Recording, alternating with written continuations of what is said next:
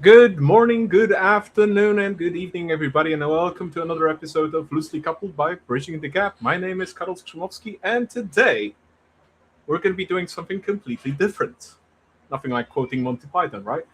So, something completely different. Normally, we have a conversation. Sometimes we have a little bit of collaborative modeling. Today, for a change, will be collaboratively coding, which is something we haven't done here before. And to be honest, I don't do that much coding myself nowadays, other than writing clever scripts for Google Workspace. So I'm very curious what's going to happen during this stream. And to help us with the coding and to introduce ensemble programming, or other known as mob programming, we have two guests coming to us from USA. We have joining us tonight James Hare and Arthur Morrow. Hello, guys. How are you guys doing? James, you're on mute, by the way. Yeah, hello. Hello, doing well. So, a few words about you guys. What brings you to us? Sure. I'm James Hare. Been working in the field now for 10 years, but programming about as long as I can remember. Still not any good at it, but been doing it for about 10 years professionally. Do a lot with AI these days. A lot of collaboration. We're all in on mob programming at work here, and do a lot of game dev on the side. And I'll let you go ahead, Arthur. Yeah, Arthur Morrow. I've also been doing this for about 10 years now, since I was about 20 years old. I love automation. I love adapting processes to our team's working styles. For example, I also love full stack development. I actually started my career full stack development, kind of application development, and then moved on to DevOps because I realized people's delivery processes weren't great. Like James, actually most of my career was spent not ensemble programming, I should say. And recently, when I joined our company, I started ensembling and really enjoyed it and learned so much more through ensembling that I never looked back. Okay, we'll get to ensembling in a moment, but there is a special twist to today's live stream. Today, for the first time ever, joining us live is Radek Przewózki, my co-founder of Bridging the Gap. Radek is, for the last a little bit above 3 years, staying in the shadows, doing all the back-end work, coding our website, reviewing whatever bullshit I write and design in presentations. So he's the silent partner behind Bridging the Gap, making it all work technically. So hello, Radek. Welcome to the first occurrence ever of you on screen. Yeah, hi everyone. Yeah, it's very nice to be here. For the first time. Yeah, and Karol, you forgot about arguing about everything we do. Oh, right? Of course. So a bit of story time. As a preparation for this session, this live stream, this collaborative coding session, well, we had to prepare you something because the use case that we have for you guys is not exactly that trivial, and it's not something you guys are accustomed to because it's a specific use case for integration developers and architects that we deal, and not specifically other programmers. Although other programmers may benefit as well. So Radek was visiting me with his wife in the Netherlands some time ago, and we were sitting here in this particular room, which I'm at, and we were arguing about the specification for this session for hours, with a heated discussion to the extent that Radek's wife came up to us and was like, "Are you guys okay? Is everything all right?" You guys are shouting, you know that. Yeah. So yes, arguments amongst well, Radek is working in the capacity of an architect as well. So if you have more than one architect in the room, the discussion between the architects is known as an argument.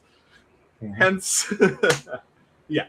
All right. So today we're doing mob programming ensemble, and while I was researching what the hell this is, I realized that I didn't know that I know the person who actually popularized mob programming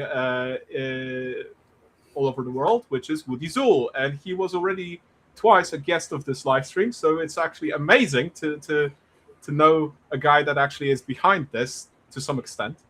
So that said, guys, tell us a little bit, what is Ensemble? Why do we do Ensemble? Where does it come from? And let's start cracking. Sure. Yeah, I can give a short little intro. If I can share screen here, I think a visual aid will help just a little bit. Sure, go ahead. But fundamentally, mob programming or ensembling or software teaming is it's all the brilliant minds together doing the same thing at the same time in the same place and at the same computer. Bear with me while I find my screen share. But this solves all sorts of issues. Can you see this cool little document? Yep. So how you go about doing that isn't so obvious, right? Like why would 5 people sit there and do work together? That doesn't seem productive, right? So it fixes all sorts of things. And we could talk about this, could be its own 2-hour session, but I'm going to keep it brief here. A lot of the problems you might see is, if you're doing this on a call like this, one person might be doing everything, everyone else is just watching. There's a lot of queuing that happens, right? Like, I wrote some code, now I got to wait for the product owner, I got to wait for a code review. All that stuff just makes your work stall. So we want to find a solution that just keeps work moving forward, and often working together fixes that. Now, there's all sorts of little tips and tricks in here, like mini retros and how we can communicate with AI to solve these problems together. But I think I'll sprinkle that in as we go, so I won't deep dive it here. Arthur, do you have anything to add to that? A little bit, yeah, right. In terms of recent years, we've seen a huge influx of AI collaboration. Obviously, everyone knows that, right? In the past, we would traditionally switch roles and handwrite the code, right? It was really just our engineers kind of involved in the process. We had our front end UX designers, researchers going out, gathering requirements, making mock-ups, handing them to us, we do it, or back end design, rather, requirements from the client, or things we discovered ourselves, right? And that was done in a silo. With AI, we've really noticed a massive influx where we're actually able to integrate these non-technical roles. For example, project managers, product owners, and UX designers, UX researchers into the ensemble themselves, and they feel engaged in a way that helps us really develop this product, because we can do things, we're focusing on the what a lot more than the how. So that really pushes us forward. And then I'll hope guide a lot of these thoughts in this session too, because Carol, I know you say you don't touch code much, but you're going to help us define this, right?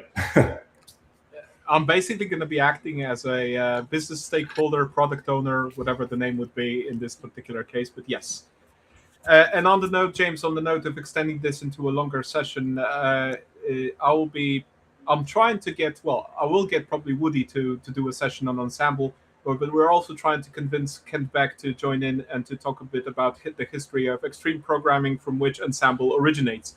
So that would be a separate session. If I manage to get a hold of Kent Beck, that would be amazing. So Kent Beck, if you're listening, I've been reaching out.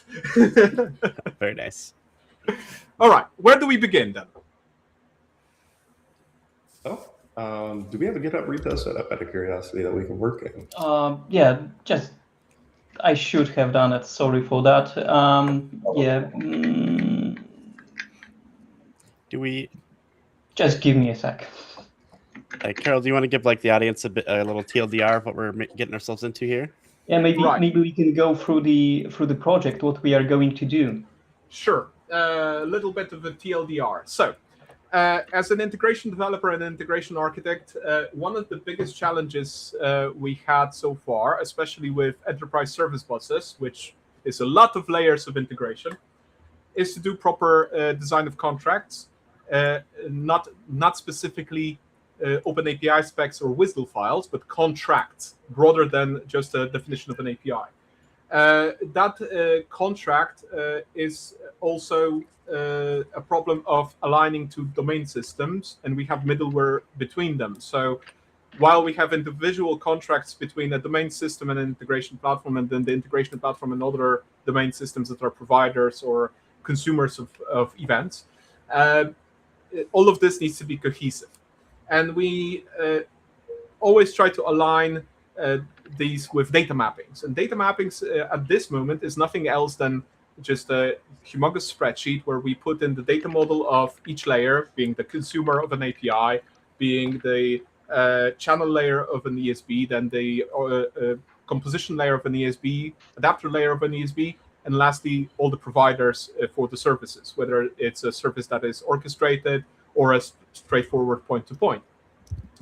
And these Excel spreadsheets can be really humongous and very hard to read at that point. So to show you guys a little bit what does that look like, this is a spreadsheet I've made a long time ago when I was working at PwC. So this is a very empty spreadsheet. You see the green part is the consumer side. The blue, purple, blue is are 3 layers of an ESB. The red side is the provider. And this is an example without any data model on the consumer side, but this is like one REST call somewhere from an eShop. All the elements of data are there explained. So we have some sort of an order. We have headers. We have the types of those particular attributes, whether they're arrays, objects, what is their cardinality, what are the enumerations, restrictions on them, etc. And this is then mapped somewhere to a lot of things. And this already is an orchestrated service. So you already see the problem that while this is the API definition, then it maps not exactly linearly to a call that's an enrichment call. And then underneath, we actually have a response from said enrichment. And then we have another call, which basically, if you look at it from a Excel spreadsheet line perspective, it doesn't really show much because you need to write it explicitly. What is the path that you're mapping from to make that call? And then get that response and map it off to whoever is calling. So we've been dealing with these kind of things for forever now. There is no good tool to deal with such mappings. So what we want to do is build a more visual tool that would guide people through where is that field used, for example. If you click on a field, that it showed the whole path where that data of that field is mapped through to the providers or from the providers. So we can actually analyze dependencies, look at the field's usage, so we can treat these data mappings as an actual live documentation, because the services we build on ESBs are highly reusable. So at a certain point in time, we'll be either extending those services and hiding certain aspects from existing consumers, or completely reusing all of that, right? So that's the too long didn't read version of the problem space we're currently working on. Okay, that was good. I wish I had a transcript thing going so we could maybe have used that for our prompt or something. That's awesome. And I know we had talked about maybe potentially doing a lightweight MVP or kind of a light version of this. Did anyone have any ideas of what that might look like initially, or I'm open to ideas of where we get started here? I think the most lightweight version would be just for point-to-point. So and I'm going to go put the screen on again to show you well, there's not exactly mock-ups, but this is something we've been drafting in Dry.io. So this is like the full-blown 5 layers, right, from service-oriented architecture. But if we're looking at the point-to-point, this basically dumps down to something like this. We have the data model, and it maps to the provider. So this is your consumer, this is your provider, and we can build a tool where we can define what is the request, what is the response, and define the mapping between those. That would be an MVP, just to go about doing this. Okay. So 2 layers only. Yeah. Can we? I like Arthur's thinking here. If should we dump these files into the repo just right off the bat, and then potentially use that as context? Yeah, I think since we're using it. Sorry, go ahead, Riddick. No, it's like about those files. We can do it. We can dump those files in the repository. There are anyone can use it. Anyone can comment it. Yeah, we are okay with that. Yeah. Okay, I'm happy to drive, Arthur, or if you want to give it a go. Go for it. Okay. Well, I did just clone it. Bear with me while I get VS Code started. I think explaining why we're intending to do that, right? We're going to be using AI tools throughout this process, and Carol has graciously provided us with a lot of context that we can feed it, right? And the intent of dropping those into the repository is we can ultimately feed it into the context of AI. Obviously, that last little bit about doing just point-to-point, we lost that. So throughout the process of prompting, right? We're going to pick that up and we're going to guide it along the way to do an MVP for this.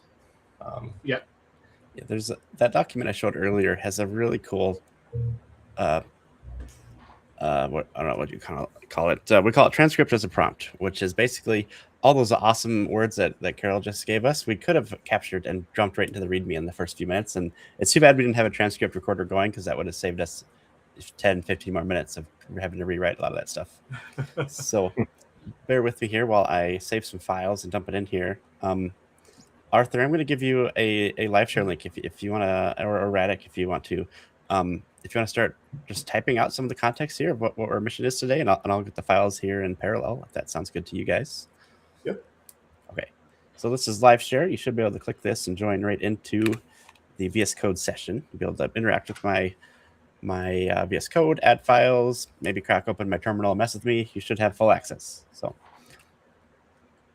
Okay. Should I do it, Carol, or will you do it? Go ahead. I believe you're Go better in. I can always swoop in and correct if needed. Sure. I also have the live share open, so if that's needed, I'll be able to add stuff. Okay. So it's, it would be hard for me because I don't really, or maybe I avoid working with AI, but let's think about, README in general. So what we are trying to do here is to create a, let's say, simple, probably web tool that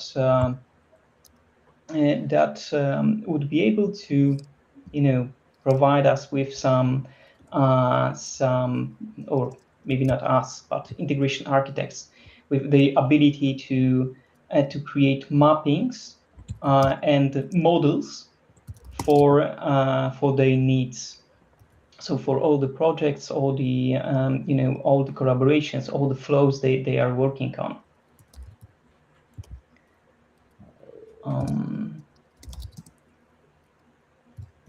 And this specifically includes model, well, not only models in per se, but also that means that we're looking at working with OpenAPI spec, WSDL, we're looking at async API as specification languages, but that's not limited to that. We can also should be able to model a CSV in this or a database structure, which is basically usually a flat table or a view, but maybe also a procedure, etc. Right?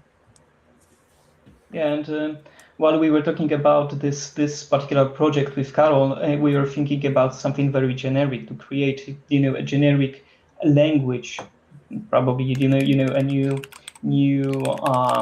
I don't know how to call it, something like a markup language for this purpose, and that would be, and after that you would be able to create a given schema, given mapping in different formats. So OpenAPI, WSDL, I don't know, anything you like.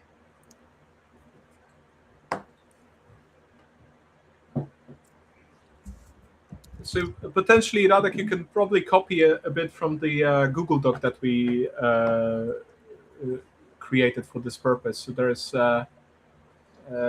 quite a bit of information there over the scope of data that we collect. Yeah, the only problem is that I need to find it. I actually have it here. As always. Doesn't look like I can view it in my VS Code without an extension. Yeah, oh, VS maybe? Code No. So I can copy paste, but I think AI can get to it. So I'm just going to say POC.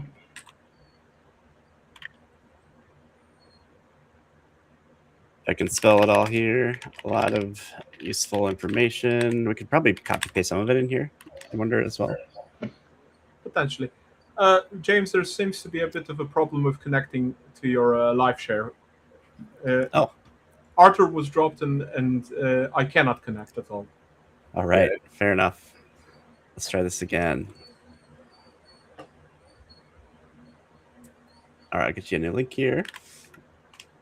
All right, one more time there. All right.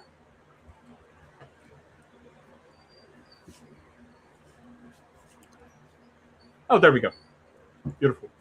All right, looks like we're good this time. There we go. Yep. So I'm let me know if you guys think differently, but I'm thinking we put lots of good context in here, and then we maybe do the prompt Okay. next So or after. let me put in the. This is point 1. Let's say. So we're capturing relationships. We're capturing a mapping of individual attributes, functional transformations, cardinality, simple or complex types, namespaces if applicable, attributes, restrictions, enumerations, comments, sample data per attribute, mapping rules, any ifs, insensitive, and then we have metadata, protocol headers,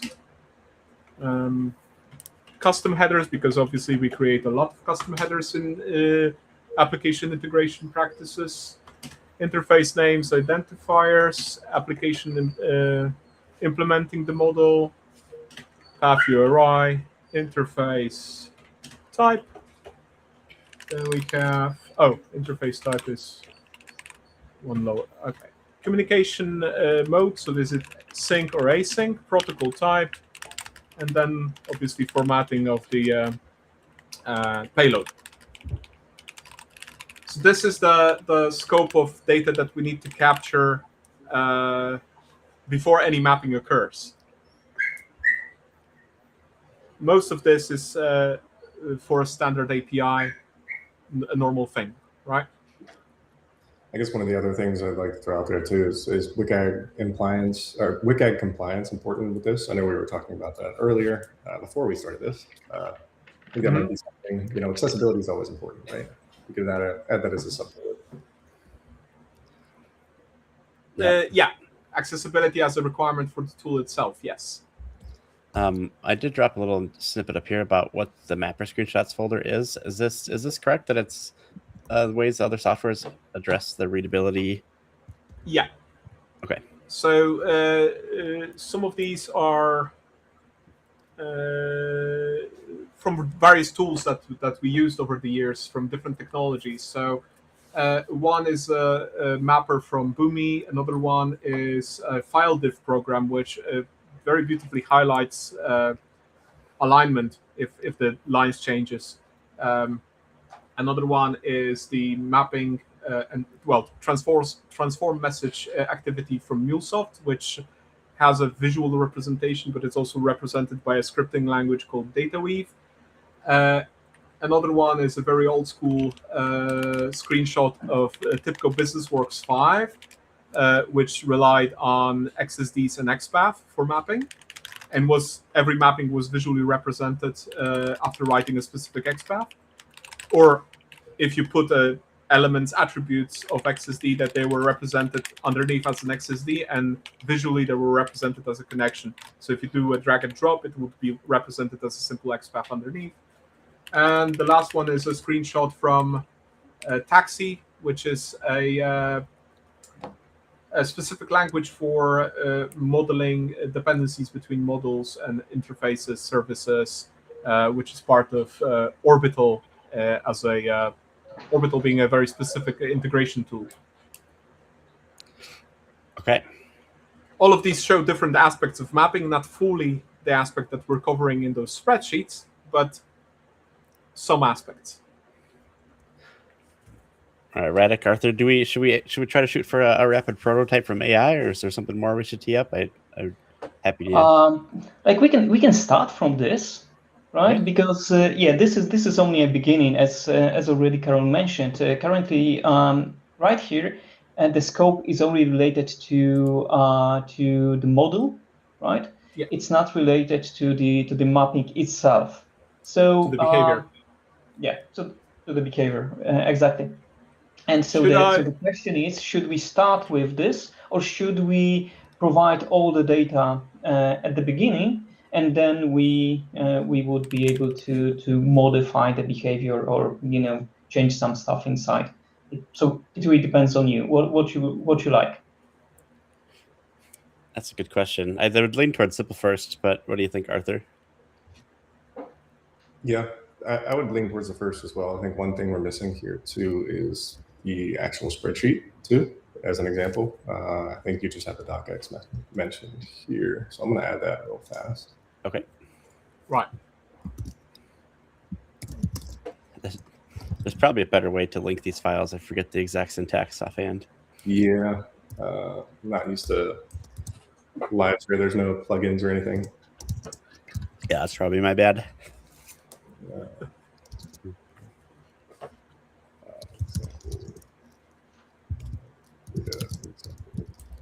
There. Okay. So that'll ingest not only the docx, but the Excel sheet and hopefully screenshots.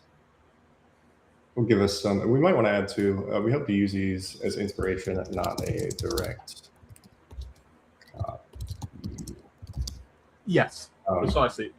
Yeah, because they don't cover the scope of what we're doing exactly. So that means, well, they can be an inspiration, but nothing more. Mm-hmm. Yeah, and I think one of the big things too to note there is AI will be as lazy as possible.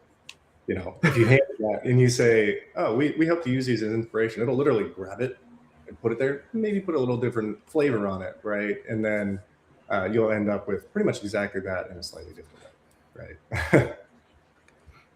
All right. I did try to commit this along the way and realized I committed it directly to main and I don't have permissions to push. So I'm going to try to get it onto a branch and try push again. Yeah, I can give you the access to this branch as well. Okay. Yeah, whatever works. I know committing directly to main isn't always the best thing. I'm happy to pivot whatever direction we need to.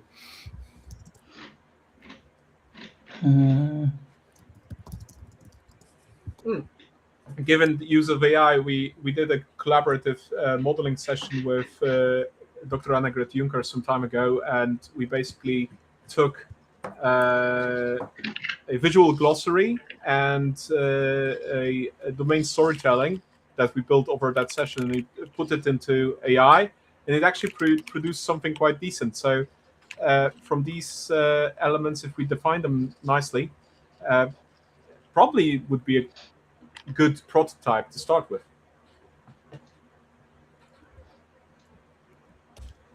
Oops.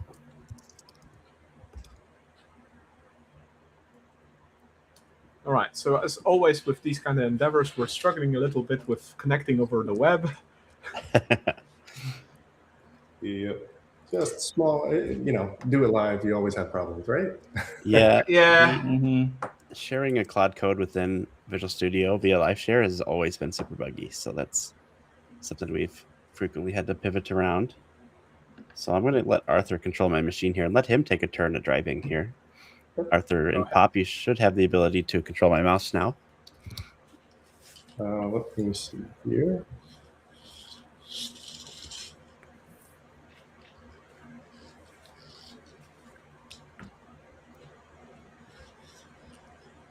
Maybe. Hang on one moment. I saw you draw something, so I think it's the pen tool's working. Oop, there we go. Come on, pop back up. There we go. Okay. There we go. Beautiful. Okay, and now to turn off this and mouse. Hey, there you go. All right. Oh, beautiful. So you can see on the stream here that my cursor is moving. That is Arthur now, which is pretty cool. Yeah. Arthur, should we fix should we get this committed while we're in the early phase here and then proceed with implementing? Can you try to commit, because I tried to add the permission, but I'm not sure if I did it in the correct way. Yeah, do you want us to commit directly on main or create a branch? Yeah, it depends on you. Like you can go with the main or you can create a branch. It's up to you. README in context, we can probably just go directly to main, and then maybe we start a branch on the side and bring it back when we're done. Yeah. I'm not sure what tools you have. So, oh, you have. Okay, hang on. Let me do this real quick.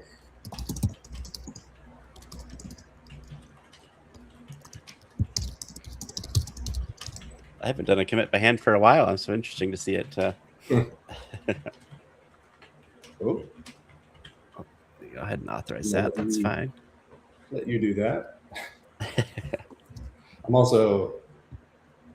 I had everything alias too, so 403 still means we're forbidden. Denied. Okay. Yeah. So.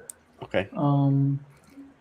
If we're not super worried about healthy commit practices, we can just kind of skip that for now, and maybe an initial commit is fine, or a Maybe big that's a good idea. big bang init's fine.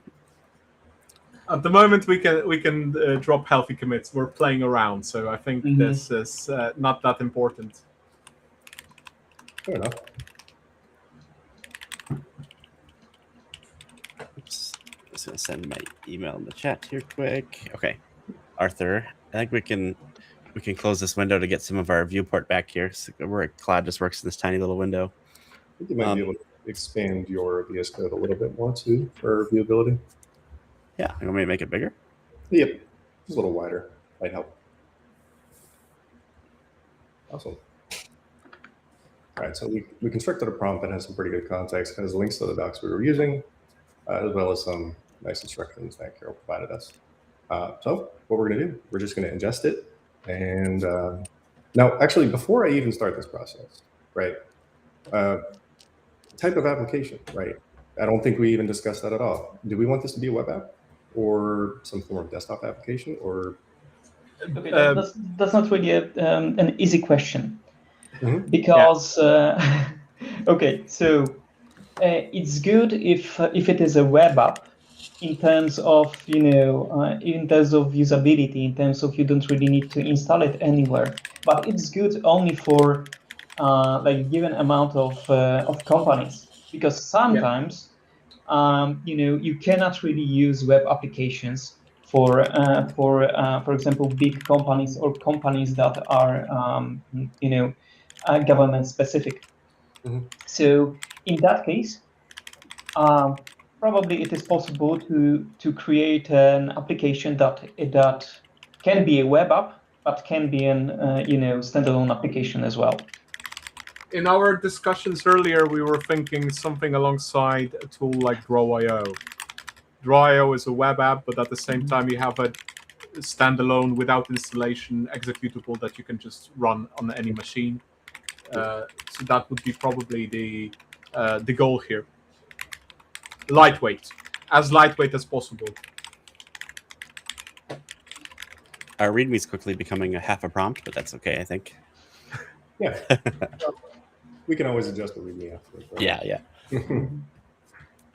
Whatever is possible. Well, I mean, it doesn't hurt to explore options before we even get started, right? See what it thinks, and well, yeah. Let's see here. I'm just going to copy the path of this.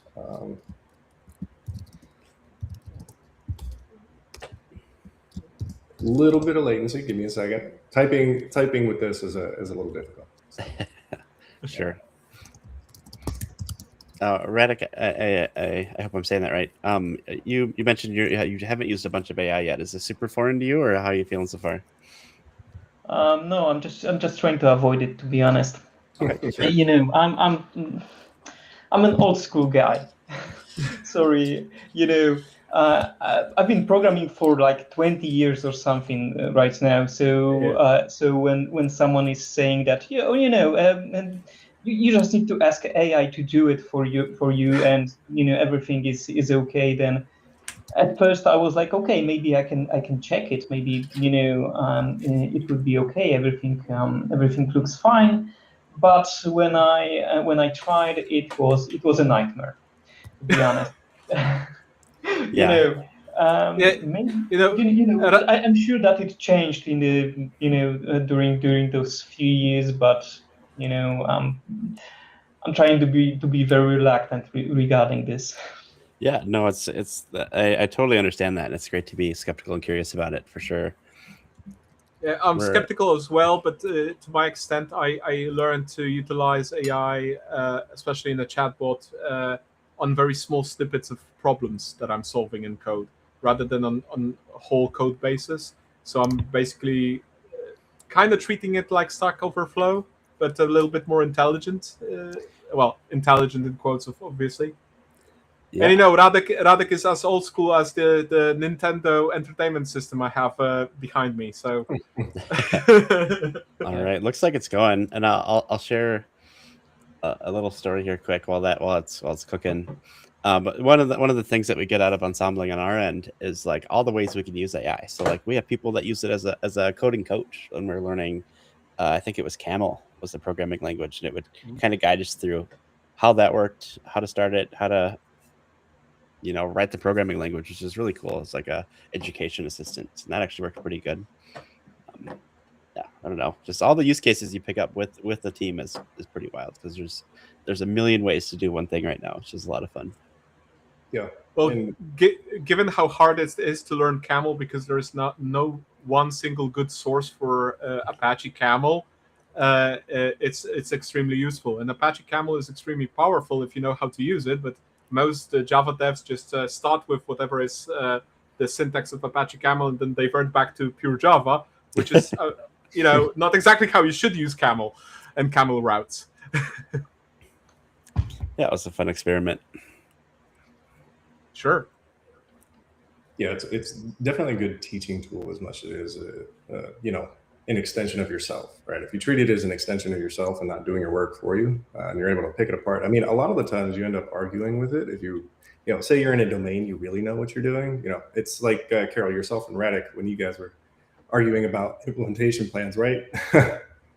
That's kind of what happens with Cloud Code or any other LLM you're going to be using. You pick it apart, you get really good at it, and then sometimes it's right, but sometimes it's wrong. Yeah, I think what we see on our end is like coding was never the bottleneck. It wasn't hard, and it took a little bit of time, but it still wasn't too bad. But with it amplifying coding now, all the people problems are very much on the forefront of our day-to-day work, which is like getting requirements, getting unblocked from maybe the client and the infrastructure requirements, things of that sort. Mm-hmm.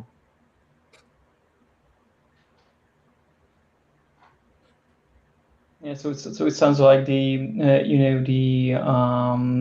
position of the developer changes a bit because some time ago, before the AI, basically a developer was considered as a guy sitting in a basement, a dark basement, in the front of the screen with big beard and I don't know, an old sweater, and currently. I'm like, I feel like, those developers need to go out to other people, right? Like me on this this stream, right? And talk with stakeholders, right? How should I do it? Because what's the problem domain? Yeah, exactly. Exactly. Yeah, definitely noticing it. Of course, Claude is waiting for an API response. Definitely seeing a large shift with AI, right? It's shifting how we do our work entirely. From the development perspective, you were right. When I first started working in the software world, it was like you get handed a ticket, right? You go heads down, you put up a PR, someone reviews it, you mark it, right? You're not really interacting with a whole lot of people. You're doing your own silo of work. And then evolving to today, where AI is really enabling everybody to drive a solution forward, even non-technical roles or people who don't get their hands in the code as often, because they can help you deliver requirements and they can help you define everything that you need to construct something effectively and based on requirements that you have. The overall notion that I see currently in terms of AI used by developers is that there is a humongous shift of skills towards actual proper engineering and architecture. You can no longer go only by knowing syntax. You actually have to know what you're doing from an architecture perspective, how to compose the code into modules, classes, namespaces, services, so that it makes sense from perspective of architectural characteristics such as security, performance, availability, etc. That's the huge shift right now. Yeah, it's a lot of things to consider. Yeah, absolutely. You're moving from like you're not really going to see as many roles that's either just a Java developer or just the front end developer. It's definitely moving higher level, to your point, from an architectural standpoint. You're going to have to think about the business problems along with the solution and guide agents along a correct route to the solution. Yeah. that sounds very tough for for juniors, for people that just starting this journey, and I believe it also affects the way they teach people, right? I'm not sure how, right? But probably the way they teach programming will change, especially because of AI. But talking about AI, what do you think about it? How do you feel like, in terms of, do you really need to know how to use it? Do you really need to be prepared? Like, I believe there's a name for this role, but I don't really remember it. But do you need to understand how AI works to be, I would say, a good AI developer, or whatever we call it? That's a good question. I think it depends how far under the hood you want to go. I think it's good to know kind of the Claude features and how those might work, but like I think going down into like the vectors and the very deep parts of AI, maybe less so, but I'm sure it couldn't hurt. I totally lost where I was going to go with that. What do you think, Arthur? I think you don't necessarily need to know the absolute inner workings of AI to be effective at AI prompting and using it as a toolkit, right? Understanding how to effectively prompt it, absolutely, right? Giving it context, giving it constraints, similar to what we just did. Obviously, ours is pretty raw, and that's okay to start with because you can fill in the gaps as long as you plan first, right? And one of the niceties about having LLMs at your disposal when you're working with them, like whether you're using Codex, Gemini, or Claude Code, you can ask it what it's doing. You could stop it and go, hey, why did you do this? If you don't understand what's going on, ask it. I'll tell you why it gave a decision. You can really poke holes into it, so you can learn along the way and kind of formulate what it was thinking, and that ultimately kind of teaches you how it ingested your prompt and why it went the way it did, and then you can use that for your future prompts to refine them and make them a little bit better, make the outcome for the first iteration more effective, right? And I think really just refining your prompting skills is one of the most important components of dealing with AI. I think You're not going to want to just sit in front of it and go, make this, right? It's going to go, what? And then hallucinate something and produce it, right? yeah, we had the luxury of being on a project that's headfirst into AI, which is really testing the waters to see, like, is this a good idea? Is it a bad idea? We'll find out one way or another. I think with AI changing every single week, getting the collective thoughts from the group is so important because anyone can write an app, right? And that's scary. Like we really need the whole group to be like, oh, let's consider architecture, for example, or let's consider accessibility, let's consider UX. Like there's just so many angles to think of. Let's consider business purpose. Exactly. Right. Let's just, and there's a million ways to do it. Like we did it this way where we bumped it into a README, but there's a billion other ways where maybe we use skills. And I'd imagine if the four of us did this like 20 more times, we'd have a much more refined way of teeing this up. Like maybe we'd have a list of skills in here we want to use, Most likely, yeah. So I don't know. It's a lot of fun. I really enjoy the experimentation and the hand feeding that we have to do with AI now, which is where we spend a lot of time with like, oh, that really didn't work well. Let's fix their prompt, or like we call it dog fooding. We really have to dog food it to get it to output correctly. It looks like it's still cooking here. If you caught it earlier, it was upset because I put the screenshot outside the repo somehow, so I had to put them back in there. Oh, that one's on me. We lost Radek in the meantime. He just pinged me on WhatsApp that he just lost network, so he'll be back in a moment. That's okay. Well, that happens. Well, it is what it is. It looks like all networks are having issues because our terminal keeps waiting for an API response. Oh my gosh, mine's been ornery all week. I think it's upset with me. Now this, so one of the first prompts we did asked it to produce an implementation plan. Did it skip straight into implementing said plan? Oh, it might have. Yeah. Let me look. Maybe that might have been my bad because it did say something. We have a plan file, plan in brief. So I did blow right past this. And it wasn't. paying too much of attention. Yeah. Few decisions worth your attention.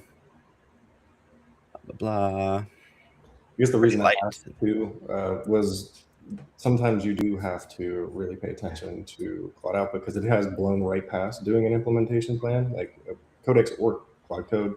I don't know Gemini all that well. I know Carol, you've used Gemini, but Yeah, but I don't use Gemini from like any IDE. So basically, I use it more of as a chatbot sparring partner in that sense.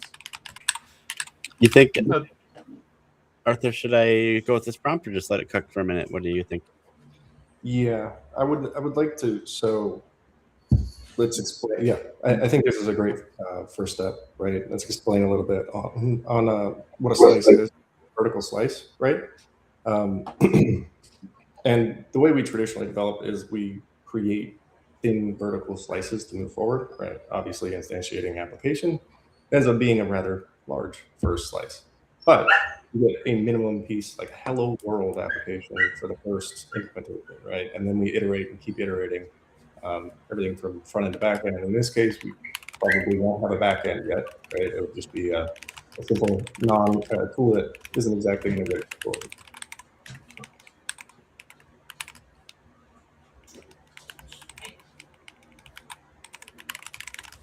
Okay, so I think it's going to blow past and get into things like exporting a desktop. I don't know that we care about this. We just want to see the UX first, right? I think that's really what's important to us right now is nailing that user experience. Would everyone agree with that? Yeah. Yeah, pretty much. The first slice. Sorry, Arthur, I'll let you type the next go. Sorry, I totally just started talking instead of typing. That's my bad. Oh, I think that's fine.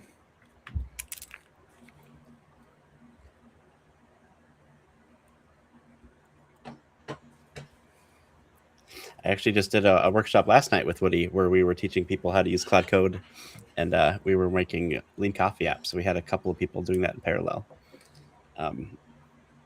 We use one strategy called quarantine and combine, which we use quite a bit at work, where like say Arthur and I might create this very app that we're doing right now. We'll both do it in parallel, and we'll demo each one, and then we'll pick our favorite pieces from each one and then recreate it together. Oh, that's a nifty approach. It is. It's really powerful. We use it on our team of 40. So we have different teams of 4 doing it at once. And then we'll compare the many prototypes and then go again. And honestly, I've seen much more refined outcomes, especially with quarantine and combined approaches. And it's not always, let's say, James and I were to disagree on an approach. Like that is a valid solution for, scenario for quarantine and combine, right? We both explore it, we come back, we explore it. But for an application, when you think about hosting a cloud application for a client, there's a myriad of different ways you can do things, especially with complex applications, dependent on your restraint or requirements and constraints, right?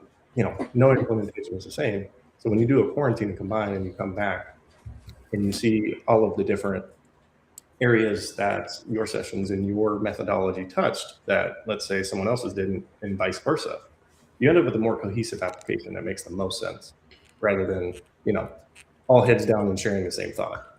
Of course, all heads down and sharing the same thought is great when you're working through and sharing context between each other, like right now, to lay the groundwork for everything and you're working towards the same goal right away, right? Arthur, I'm thinking maybe a light mini retro real quick, just to gauge how where we're headed. What I'm thinking is perhaps the cool part of AI is if this doesn't land, we can just scrap it and start over, get another prototype. With how this has went so far, we kind of had to steer it and say, well, hold up, don't do the whole thing. Just give me a slice that really showcases the user experience that we're going for. Mm-hmm. I'm wondering if we do need to start over, we could highlight that in the first prompt. Just be like, give me a MVP user experience only. Like, we don't care about backend. We don't care about any of that right now. Let's just really nail the vibe of this thing. Yep. Any other? What about reflections from Arthur and Radek? How are we doing so far? Anything we should do differently, or we could pivot and change it up during the next half hour or so? I think it's good. At least I've learned a lot about how you use AI. What is your approach to it, and many different techniques. So yeah, I think we can talk a bit about it. So regarding what you are doing currently. So as you mentioned, okay, we started with this, but no, we can go with a different approach. So do you do it often? Do we start over like that often? Yeah. We do. So we call it as of lately fixing the factory, right? So if we don't like the output, we'll go back to the beginning and fix the thing that we're calling the factory, or fix the prompt, and then we'll try again. And that's what we're hoping to refine. That's an experiment that we're doing on our team. That I guess that wouldn't be company wide, but getting that, really nailing down that process of that mindset of just like, we want to fix the factory, try it again, and then keep iterating like that until we're very happy with what we've seen in our rapid prototype. Okay, but when you are saying factory, you mean like the whole application or project, or is it may it be only the part of the task? Right? That's a good. Maybe you have additional module or something that you would like to develop. So is that the factory as well? That's a good question. I think that term can stretch. It could either be the prompt, or it could be the entire repo. So the files in the repo and how they're laid out and spelled out in your README is a form of prompt in its own way too. It's a repo as a prompt is what they've been calling it. Organizing this repo is extremely important. So if we were to start over, we might change this formula. Okay. Oh, I think James' network just crashed. It sure did. Oh, there we go. Am I He's back. All right. I've had lag spikes all week. Oh, where'd you lose me at there? I think at the very end. At the very beginning? Oh no. No, okay. It was only the last 5 or 6 seconds. So, yeah. Okay. So I was just talking about a repo as a prompt, where we might change up the files, like everything in the README, like the way it's formatted, or maybe there's additional cloud skills we want in the repo. That's the factory I'm referring to, is the entire structure of the repository and all of its supporting files. Okay, and regarding README, so I assume this is a very important file for AI, right? Or is it just for you? Either or. I think it's important. I like to keep my README for the humans, and then I'll use a Claude MD for the actual AI. Yes, and the Claude MD essentially is the directive that Claude, for example, uses. It's different for other LLMs. And when it goes into the repository, it uses that as context for developing. It ingests it, right? So it takes that into mind every time you run a prompt in said repository, right? And we did this in a README primarily to just get some context in there. We don't really have an idea of what we want Claude to do every time we open a session, right? So README works, it suffices. And obviously this is really rough. It's a rough draft, and we'll refine it for humans as we move on to. Yeah, there's a good chance the output's not going to be exactly what we're looking for on the first go here. I can see it's starting to form the first draft of what this thing's going to look like. So I need to reshare to show you that quick. It's pretty, might be too early because it's really iterating a lot. So bear with me while I reshare. Mm-hmm. And if I keep lagging too, Arthur, we could probably just let you drive your machine as well.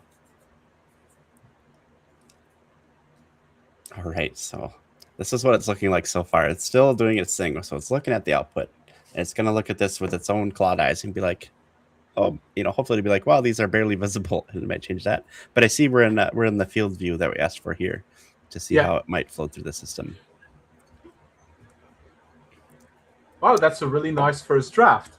Yeah, pretty dang good, I think. Missing some colors and a dark mode, but otherwise.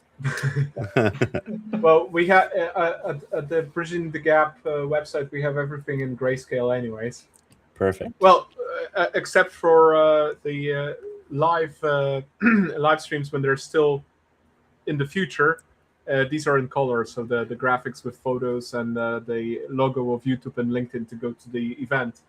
But otherwise, everything is made grayscale, anyways, and we have dark and light mode. But it's all grayscale. We can honestly hand it. So if we wanted to retain the same form of color scheme, we can hand it your website, and it'll actually scrape those colors and use the same format as well. Oh, that would be actually cool. But that's for later, I suppose. Yes. Yeah. It's not that important at the moment. That's polishing, right? It's not. Polishing, yeah. Polishing is never involved with an MVP. Yeah. I have one question regarding the code generated by the AI. Mm-hmm. So, do you need to check this code, right? Do you often do it, or maybe you just assume, okay, the code is okay because the application is working fine? I think we find that most of the time the architecture of the code is pretty good, but we have a number of checks built into the pipeline process. And Arthur, you'll have to speak to this a little bit more, but all sorts of quality gates, pre-commits, you name it. Like we really try not to trust the output too much. Yeah, and I before AI was a big thing, anything you could put in a quality gate previously, is great. As long as it doesn't slow down everything by like 20 minutes, manageable quality gates that are impactful. For example, unit testing, integration testing, things like that. Now, in terms of checking the quality, so I guess this would be a good time to talk about Claude skills too. We're not using them because they're intellectual property for this specific effort. But we have some Claude skills that actually help guide us in the correct direction when we use them in terms of architecting applications. And now that being like option enabling architecture. For example, when you were talking about adapters, right?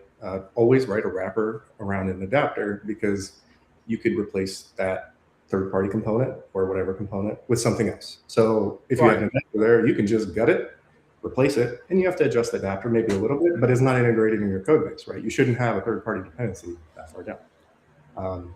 So we have things that do help us guide us because that's just the way we developed. That's the way we develop. We want our agents to develop the same way. Now that does, to your point, Braddock, of do you have to review it? It helps a lot in the process, right? So your final output of the code when you're using agentic AI isn't as bad. If you just send Claude or Codex or anything at something, it's going to grab whatever dependencies it can right away. And that's not always a good thing, and it's not always right, because I'm sure you guys have heard of Shai-Hulud, or, when you're grabbing random dependencies, you're not pinning your versions to SHAs. And, you're just grabbing all these tools, putting it together, and then providing an output, basically what Claude or any LLM is going to interpret. You're putting yourself at risk, and you're putting your company at risk, or your site, right? You can expose a lot of things that way. So, yes, you still have to review it, but if you are diligent in how you construct your skills or plugins that you use locally, it'll help the agentic AI develop in a way that you would with your mindset, maybe at more of like a junior level or less senior level, right? But at least you won't have to spend 5 hours reviewing code that you're, skeptical of, right? Mm-hmm. Yeah, this is it brings up one of my favorite parts of the Ensemble is the shared accountability, because like some of those things may not be on my radar, and I might have things that Arthur might not have on his radar, so we can really hold each other accountable, because anyone can create an app, right? But like we really want to make sure we're checking all the right boxes and doing it with high quality, hopefully. Yeah, absolutely. Having multiple eyes when you're on something, especially parsing the output, because you get fatigued, right? Imagine having, let's say, 10 engineers underneath you and you have to review all the PR yourself. Well, that's just like, I have 10 agents running and I need to review all the code they did. it's fatiguing. But when you have multiple eyes on it, you can have multiple people reviewing it and picking apart pieces. Like James said, he's going to know a little bit more about the in-depth code base than I would if I'm stuck crafting processes for the team, right? So he'd be able to pick up on erroneous behavior that doesn't exactly adhere to requirements faster than I would. And I would be able to pick up, let's say, infrastructure or endpoint management for security, right? And we just kind of bounce between each other, and it helps us give quality output. Back to the app real quick. While this is cooking, I'm craving, like, maybe we tidy up the README and we get a cloud file going. Do you think we should do that? Have 2 clouds going at once and maybe work on that?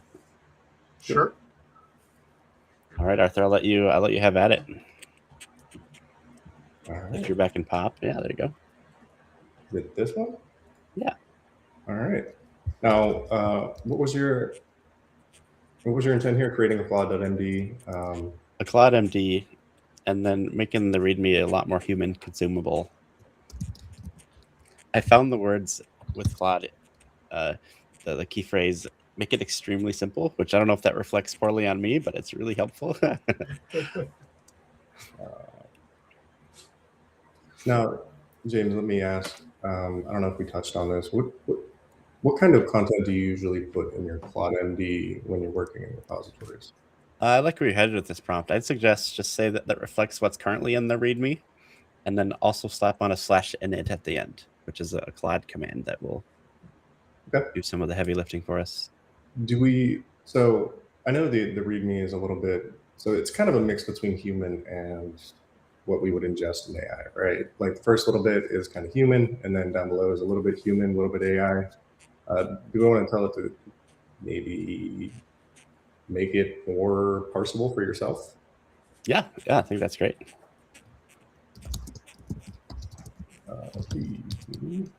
Oh, apparently I can't stop.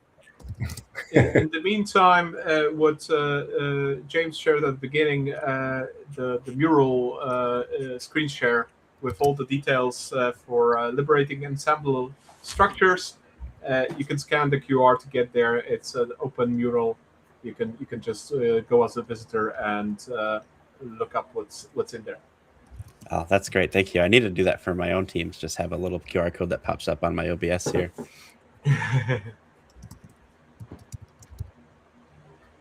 Okay.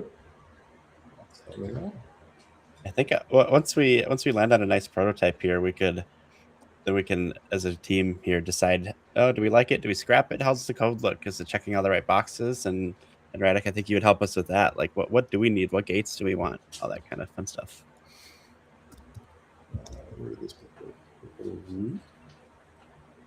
Sorry. I'll have the specs open on my side just to look from a functional perspective. Perfect.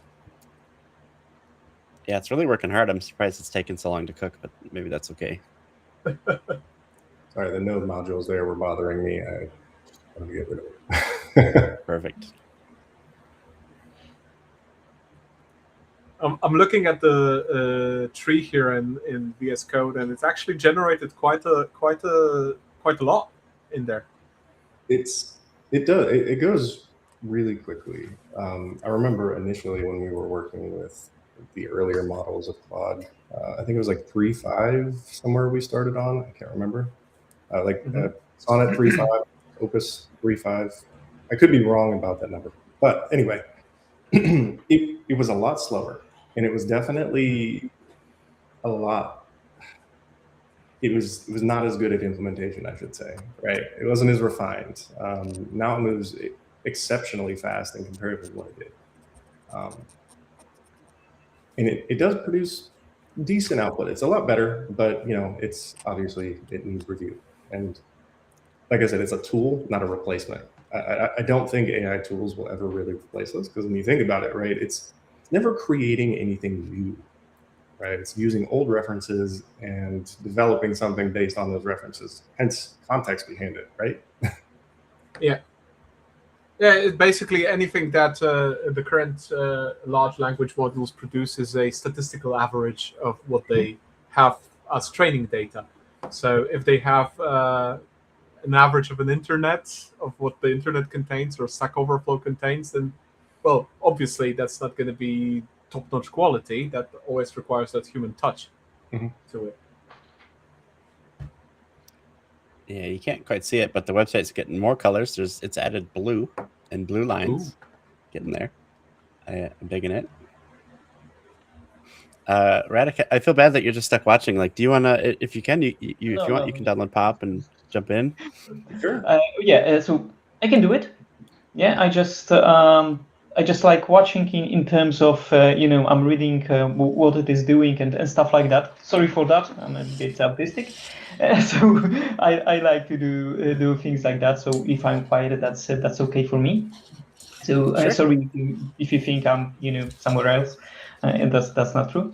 But yeah, I'm just looking at AI and basically thinking about what you were what you just said about AI getting better and better, but it cannot really replace human in terms of coding. But what do you think about it? What do you think about the future of AI? Yeah, I know that's a bit cliche, in terms of question, but do you think that we were talking about hard times for new developers, right? So what should be the good way to become a developer currently? Should they start with AI right away? Should they be what do you call it, a prompt developer, or should they really learn how to code and then try to use AI? That's I love your questions. They're really good, and I think the future of AI is too hard to predict. But what I think might happen, or what I suspect might happen, is these juniors are going to figure out how to use AI in a way that's completely off of our radar, and we're going to end up learning a lot from them. And there's going to be a happy middle ground. Yeah, no one told them that it is impossible to do. Right. Yeah. But then again, we're already looking from a psychology perspective that this is the first time that this happened, that the newer generation is actually experiencing a lower IQ than the previous generations. Studies shown that over years, every new generation had an increase of IQ. While it doesn't really show in numbers that well, because if you do IQ studies, they always take a different base. They readjust the base, right? So the score is between 0 and 200. So they always look at where the average is. But it really shows that the newest generation, because of the access to digital technology, is actually getting a little bit dumbed down by this. So this is going to be an interesting battle between using technology and not using technology. Where do we have those skills placed? How do we learn skills? Right. Either way, yeah. Yeah, should be interesting for sure. To be honest, it looks very good. Yeah, basically. Yeah. Basically, it is exactly what we need. Like reading our minds. Can you click on like address as an object rather than oh yeah, that's what I was expecting it to do. That's nice. Hey, quite cool. This is looking really nice in that sense. Yeah, it does look really good. I like the visual design. We could type it. Like, where the heck is last name at? Oh, it's not gonna work. Oh, it's one word. Last name's there. I see these are crossed out. Is that because I'm clicked here? Maybe those don't exist yet. Probably don't exist yet. Yeah. Headers, payload, errors. Very nice. Yeah. And we have a focus on response as well, right? Oh, okay. Oh, this is just an acknowledgement. All right. Yeah, because the interesting part here is one thing I already see that is semantically wrong. That you have request response error. Error is a part of response semantically, right? So you should have request response, and then underneath that you should have metadata, payload, and error. while error doesn't exist in request, but metadata and payload exist in request, right? So this is semantically one thing that this, or I already see from this view that somewhat wrong. Yeah, let's tweak that a little bit. I don't know if I followed that completely. I was trying to figure out where you were looking at. I'm looking at if you're looking at the top bar where you have those buttons, right? So you say exactly there, right? So you have request response error, and then you have the next side. You have payload and headers. It treated error as a semantically separate thing, while we treat error as part of a response. Okay. So the semantic division we have is request and response. The response can be either a success, and in that success you can get a payload back, or just let's say 200 okay or 202 accepted, these kind of thing. But you can get an error that is also a valid response from the perspective of a data mapping. So if, and I'm gonna take over the screen for a sec. Yep.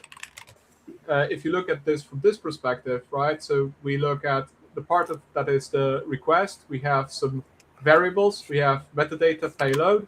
We have the mapping of set, and then the next model over, the next API over, we have again metadata, payload in the request. As we have it in the response, we have metadata, payload, and then error, whatever that error will be. So different kinds of error may constitute the different payloads for said error. So that's obviously somewhere in the schema, in the OpenAPI specification, or in the WSDL, etc. But there may be attached not only metadata, maybe also attached payloads. And that's why it's a separate part of this, the error payload, because the metadata will fit exactly the same fields, the same attributes in the response as a normal response. So for example, HTTP status code is one attribute, and we'll use the same attribute for positive response and error response. So that's kind of what I'm looking at. Got it. So I'm gonna try to take a lot of that here and feed it back to Claude. So sure. So we're treating errors as systemic errors and not part of the response. I took a little screen grab of what we saw a minute ago, but I'm confident that I'm missing a few extra words here. Okay. What do you guys think, Arthur? You got any ideas? Or Arthur, I'll let you drive if you'd like. Let's see here. What was the screen cap that you put in here again? Sorry, it was just the banner of that page where it had errors and then the little things to the right of it.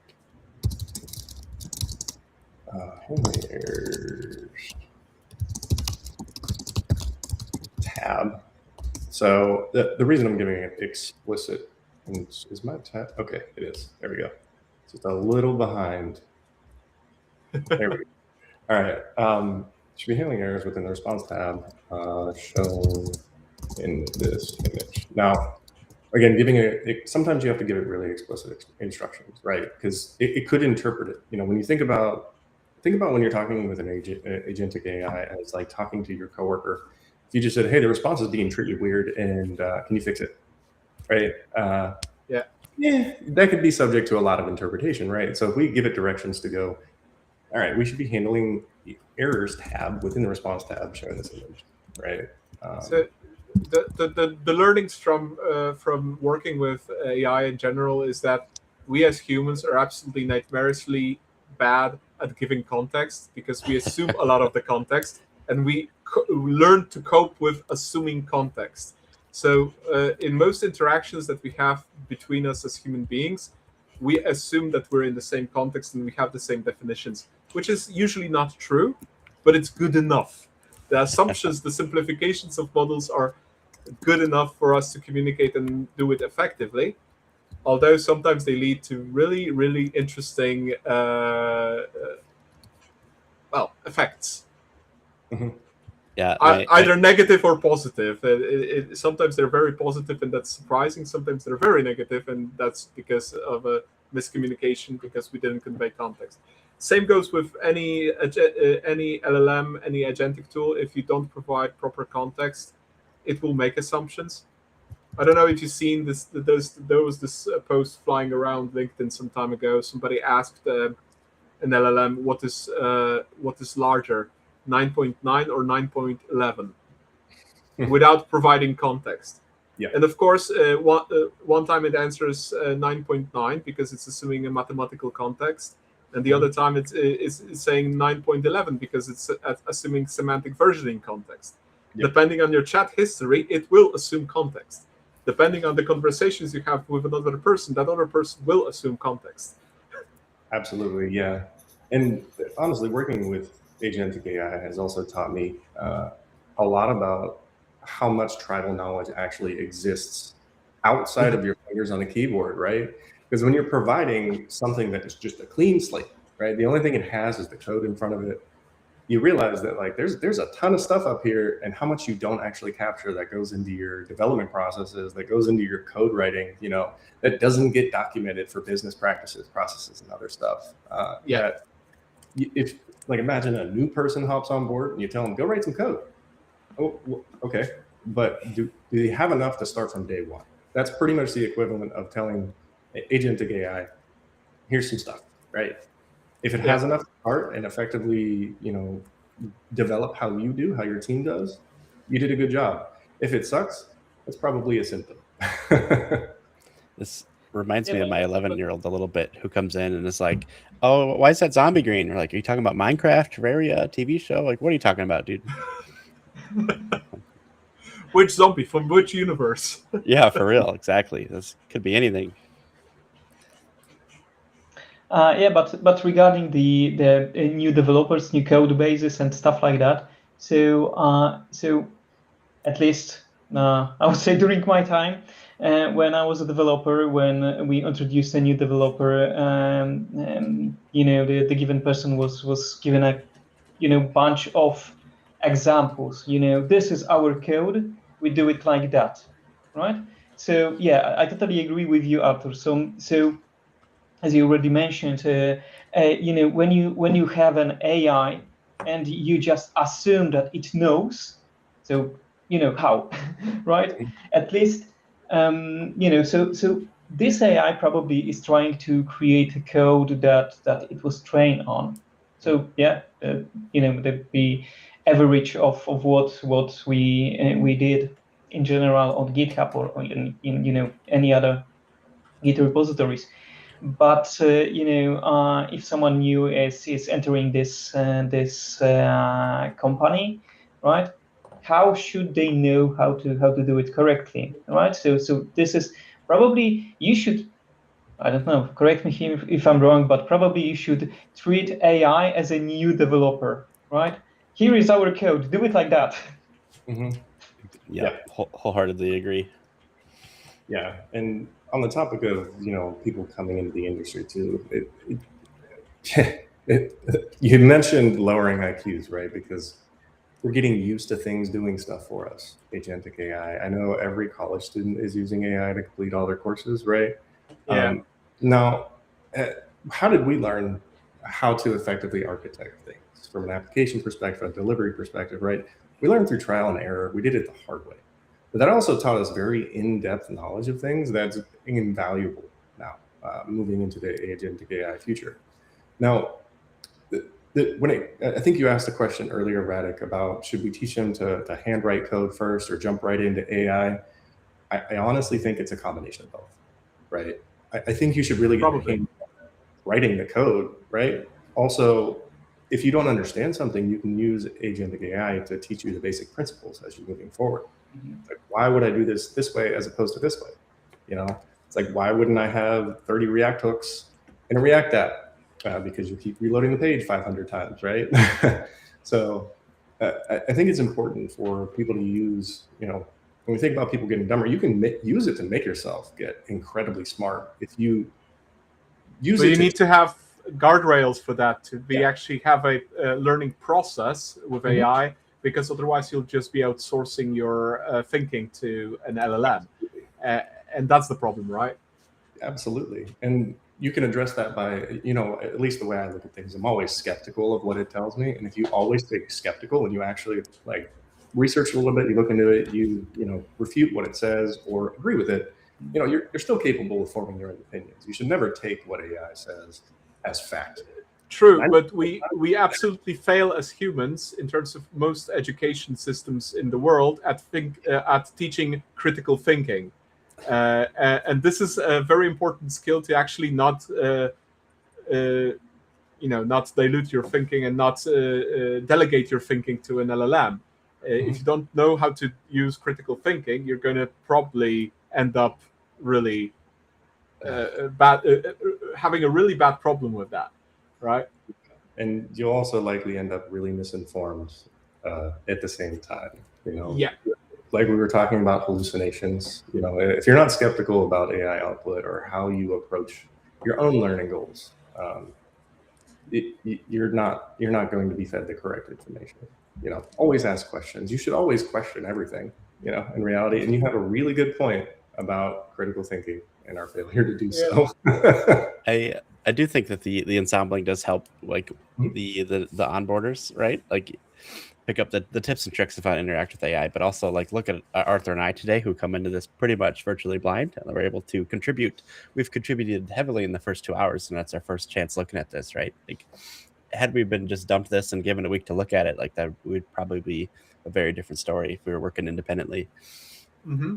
Pretty cool stuff. All right, looks like this finished, and it's we got the famous "You're right, you're absolutely right." So we'll take a look and see what it did here. Typical, right? The very helpful LLM. All right, let's hope this is better. I'll do a refresh. Okay. Errors are where are they hiding at now? Response, probably. Yeah. Response, errors. Positive. Positive error. There we go. Cool. Is that kind of the vibe we were looking for? Already better. Yeah, semantically, this makes a bit more sense. Great. Reason. I see that there's a little bit like this crossover is the line, which bothers me, but not a big deal. Refinement. Small stuff. Well, cool. Well, should we at least get this committed before we get too far into the weeds of this? Or yes. Sure. That's a good idea. I think I have access. You should. I accepted the email. Okay, I'll quickly check. Yes, James, you have maintainer access to the repo. So excellent. So I'm gonna have Claude tidy this up in a nice little bow. This has been a delight, like letting it handle this part, because I've been interacting with another repo where I've been following it, and there's very rarely any commit messages or release notes, and it just kills me. So like having that part at least indirectly automated has been nice. Yeah, I'm like so curious. I'm like, oh, new version. What changed? Nothing. I have no idea. There's pros and cons to it too. I have had it bite me in the butt. For example, working on main in an unprotected branch set. Whoops! I pushed main and 8 other people are working on it. Right? Let's fix that. So, in terms of comments on commits and whatnot, given that all the LLMs learned on repositories that human created, and we actually are not exactly that great on writing comments to commits. I mean, if an LLM would look at my repositories that I attached while working at T-Mobile Poland, and started digesting that and treating that as how you should do comments for commits, it would find that I actually commented a lot on the comments, but I also, for the last 2 years I was working there, with every comment that I did in SVN, I added a link to Dilbert. So imagine now an AI coding agent just adding a link to Dilbert every single time you put a comment.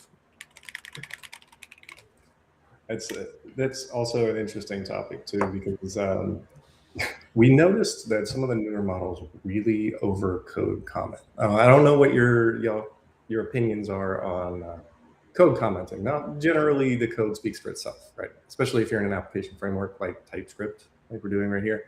Generally, your functions are going to tell you what they're going to do if they're properly named.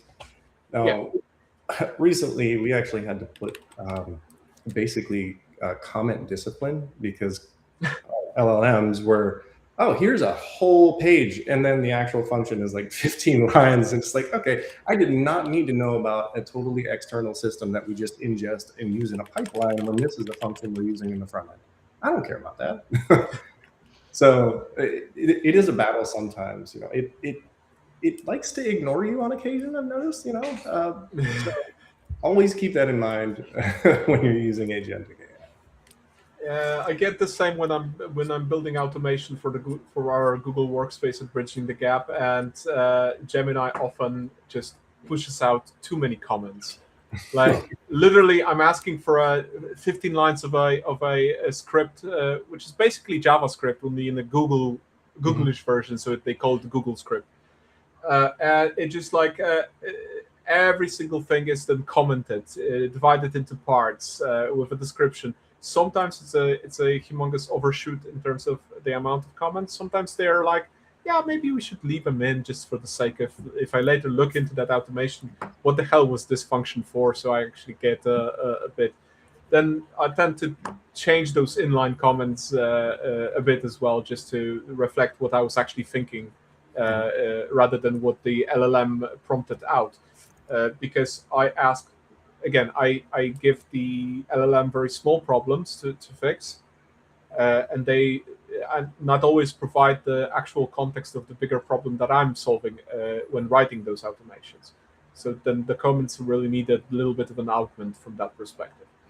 Yeah, but that reminds me of a project I had a few years ago that before AI really took off, where comments were required, like just across the repo and enforced. So, and you had to comment every property. So here, and then every file that inherited it, you'd have to redo the comment there, and it was so painful.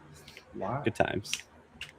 Oh my, that's a lot. But on the other hand, I remember one time when I was looking for an information how a given function is working, right? So I was just browsing the source code for the given library, and basically the amount of comments in the code was tremendous. It's like I remember like reading a comment on one function with like 3 lines, and the comment was like 20-30 lines of code of comment, but still a lot. And basically from like without all the comments, if we strip all the comments, basically the file probably would be like, I don't know, maybe 100 lines of code, and with those comments it was like by 1000. So yeah. Now that's bloated. Before the AI. Yeah. Were they getting paid per line, out of curiosity? Very good KPI, isn't it? Yeah.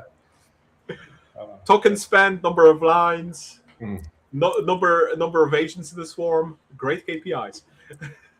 So very selfishly, I asked it to include a screenshot on the README. So I'm a big fan of that. When I crack open a README, I want to see exactly what I'm getting myself into. I think that's nice to have. So I selfishly put that in there. We'll see what happens here. I will say, having good output that you guys agree with minor nuances that we need to adjust. I'm going to be honest, that generally doesn't happen on the first pass. So this speaks volumes to your examples, Carol. And we provided pretty good prompts, pretty good examples, and pretty good context for it to be able to produce something usable. Now, sure, obviously, you're going to be able to pick it apart when we hop into it, right? But again, MVP. Should we do a fun one while we go here? Yeah. Okay. But I have after you do dark and light mode, I do have a functional request, which it didn't cover yet, and let's see how it handles that afterward. We can do it in parallel if you. Sure. So far, if you can show the actual tool for a sec. Oh, yes. Let me reshare. Here we go. There we go. Right. So. From a semantic perspective of an integration pattern, this is wrong to that extent that basically we usually don't have in a point-to-point. We usually don't have a process layer, which is the middle one, right? But let's assume that we have that Mulesoft process layer, which then basically means that in a design of an integration platform, this middle layer would be the orchestrator. Meaning that on the right side, we would have two mules of system APIs and two systems, which would be, then they would be in the same column. So I believe that at the moment, probably, it's just handling everything as one row of elements to display.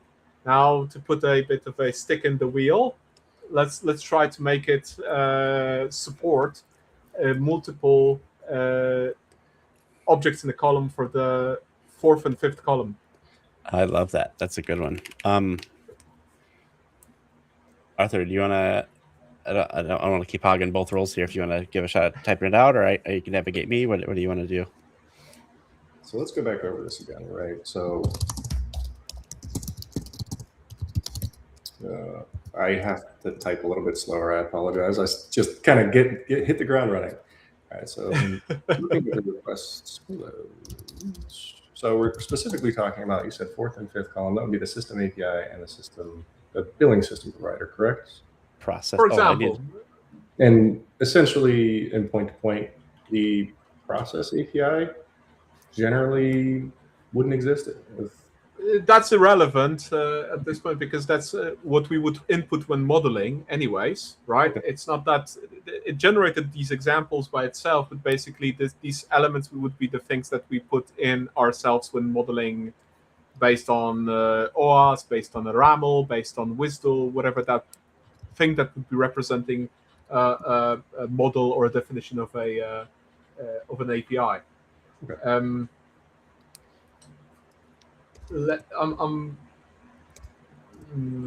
just wanna find you. I'm just gonna open a deck from the training I'm running, and just gonna show you the pattern, how it looks like. What is this kind of synchronous service that we're dealing with? So would you like to share that before I type in this Yeah. prompt? Okay. Yeah. On it. Give me a moment. There we go.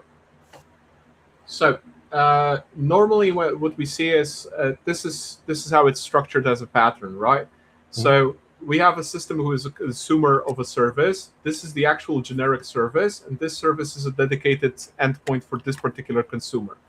So basically, we could have another consumer with another channel application that would have another service defined specifically for that consumer, with a different response output potentially, or maybe even different request, that would consume this as a generic service. Now, this composed service is basically what you would know from microservices and orchestrator.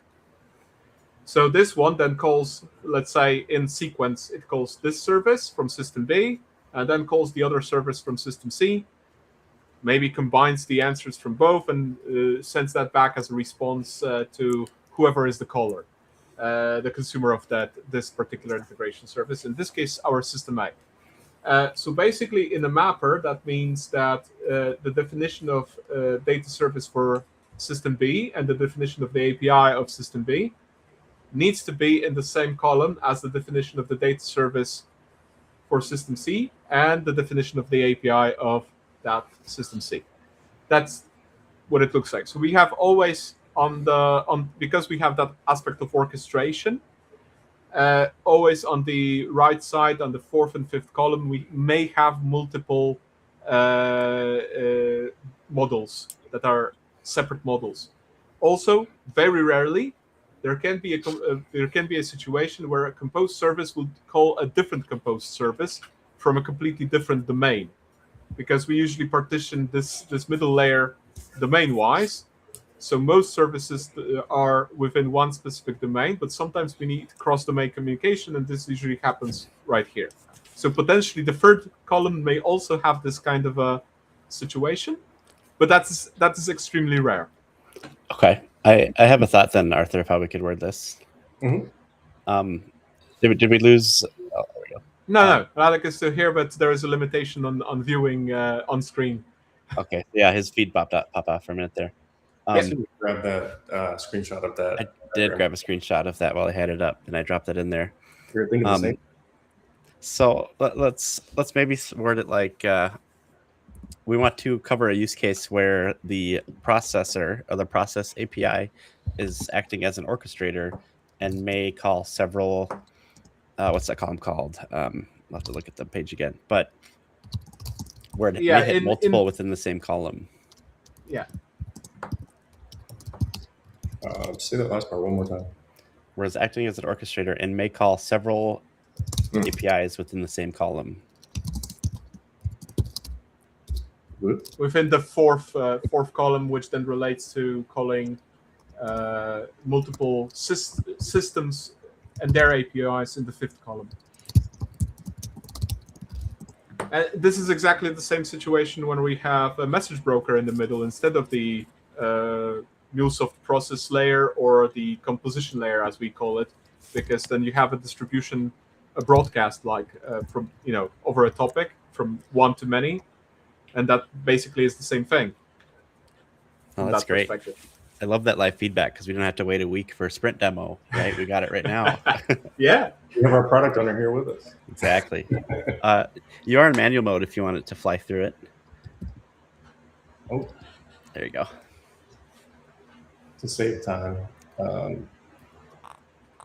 Generally, something that's good to do too. So there's several different modes for Cloud Code in general. Like just Cloud Code. I can't talk on Codex or other things. I'm sure there's a plan mode, but plan mode. Let's say our implementation plan. We put it on plan mode. It would come up with a plan, gone through it, and been really granular about how it came up with that. Now, in the aspect of saving time for our 2 hours that we had, we did put it on auto mode, which is why we kind of jumped pretty quickly into it.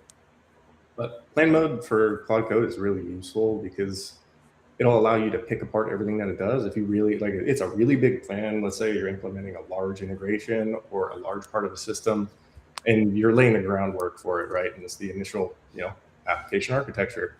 And you really need to review it. Plan mode is phenomenal because you can then pick it apart from your perspective and see what's good, what's bad, argue with it, go back and forth, and learn anything about it that you need.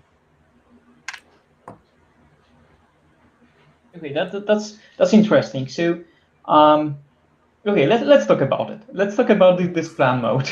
This is something that interests me. Okay, so if you would use plan mode for, I don't know, a big job, right? A big coding job, comparing to let's say auto mode or this default mode.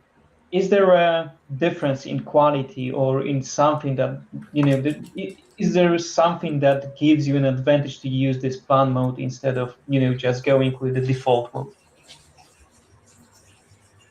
I think so to speak on what it does distinctly, plan mode won't commit. It won't commit any sort of code that it does. It's going to, plan mode essentially allows the human to be the absolute decider on everything it does, right? That includes like keyboard commands, bash shell scripts, anything like that, while it's going through the process, right?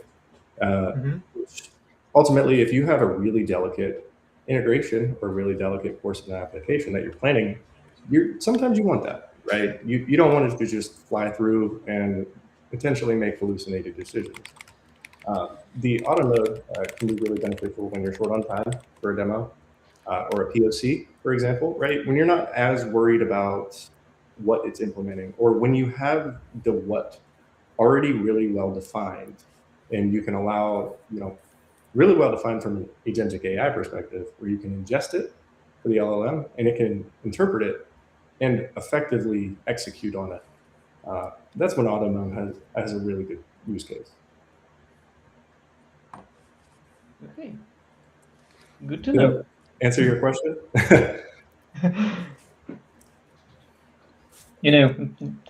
Currently I'm just learning, so maybe in the near future I will try to use it, in my I don't know, next try of rewriting our bridging the gap website or something like this. Because I'm already thinking about it right now. So yeah. Radek didn't break anything in a while on the website, so now he needs to rewrite it again. It's going to be the fourth time that you're rewriting the website. Yeah, something like that. Yeah, it's a lot of fun. I typically work on video games to kind of test out my AI skills and like press the limits. Like what can it do? What shouldn't it do? Like right now Yeah. up here, I have it working on player models for a video game, which is kind of fun. All right. All right, looks like it's hopefully close. I see dark mode's pretty much done. Really a must-have feature. Obviously. When you're a developer, a software engineer, what are you without the dark mode, right? And we have a light mode diehard on our ensemble who Yes, may or may not be listening right now. Yeah, we tease him all the time for it, you know. I know how that goes. So the only tool I do use light mode in is Draw.io. That's literally the only tool I use light mode with. Nice.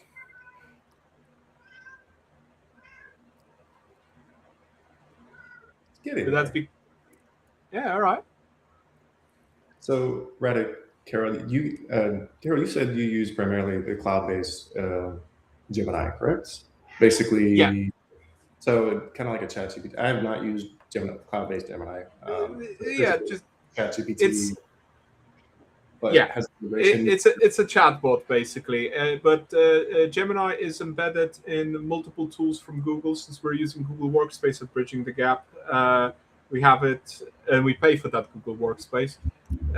Then we have it embedded in docs, spreadsheets, presentations, and these are different models per tool. So that's nice because that gives us a lot of nice flexibility and capabilities in terms of the things we need. I specifically need it for small coding, sometimes for text editions or research, and very, very actively for image generation for decks. When I'm building a deck to teach architecture, I very heavily prompt images through it. If they're not cool. technical diagrams. Technical diagrams I always draft myself in Draw.io, and we have libraries for that defined. But imagery to support some sort of a narrative in the deck, that's always generative, and we use those prompts as if this was code, because image generation is quite hard usually to get it right the first try. I usually need like 10 tries to get what I want, and then I use, for example, style snippets for prompts that are persisted across all image generations. So, for example, my cohesive style is that I use grayscale polygons for every single image, and the decks and everything is basically built with these kind of images. Love that. I too had used Gemini image generation to kind of get some early designs for a portfolio page I was making. And I handed it to Claude. I was like, here's my design. Go ahead and make that. And it did. But it also included all of the Gemini hallucinations it included in the picture, too. I thought that was great. Well, I didn't use Nano Banana because that's the model for images. I didn't use it for mockups. So I would be curious how big of a prompt I would have to write to actually build a decent enough mockup. But I use it for not exactly easy images that are quite descriptive, and it does quite a decent job. Nice. So, for example, for a offer PDF, we prompted here a like very sophisticated bridges on which we based later additional elements, etc., just to, for example, make it a table of contents on the arc of a bridge. It works quite nicely with that. If you know what you want to do and you can describe it quite clearly, for example, the angle at which you're viewing that bridge, etc., it's getting really good effects. But that takes a little time to engineer the right prompt. Mm-hmm. But then again, this is something also Radek does at times. We do double prompting, which basically I open a defined Gemini gem, which is like a specialized chatbot that is there only to refine my ideas into a prompts that are digestible for Nano Banana. Oh, cool. So I tell the chatbot what I want to achieve, and it generates me a prompt that I would be using for a Nano Banana to achieve that effect. And it works 90% of the times better than if I would write the prompt myself. Oh, that's super cool. I'll have to check that out. At a certain point, I literally had in my Chrome, I had a plugin that opens Gemini as a side tab in Chrome. And then I go to Google Slides and open Gemini in Google Slides. So I have two Gemini windows side by side. And I just write in regular Gemini or in that specialized chatbot what I want to visual. It generates me the prompt, and I just copy paste it to the Google Slides image generation version of Gemini, and just add the styling and just hit enter and see what pops up. I realized that made me think of something. We missed a couple chances to where we could have used one of those liberating structures, which is prompt potluck, where we all write our prompt into the chat, and then we use Claude to merge them into one and send that in, which is fun. So that would have been good for clarity on like the orchestration and the multi-column thing, and then perhaps even dark mode, how we want that to look. Would have been good to combine prompts in that. Sure. So there's a lot of differences between like doing dark mode and maybe someone has more concrete prompts, right? And kind of get best of both worlds there. It's like a little bit of a brainstorming and combining that. Yeah, sure. Oh, that scared me. If you look, there's a spider right on top of my. Oh, it's a little guy. You're fine. Hey, you don't live in Australia. Come on. Yeah, I'm in South Dakota. That's about as big as they get around here. But goodness, I was not prepared for that. Where the heck did he go? He's in your shirt. we get a little bit bigger spiders down here in Texas, so I'm used to them. We get a lot of like wolf spiders and orb weavers and occasional tarantula and centipede. Centipedes that are like this long and the mean ones. Those ones are kind of rare, but we also get a lot of black widows and brown recluse. So everything. I'm gonna face mute while I take care of that, Arthur. You keep riding here for a minute.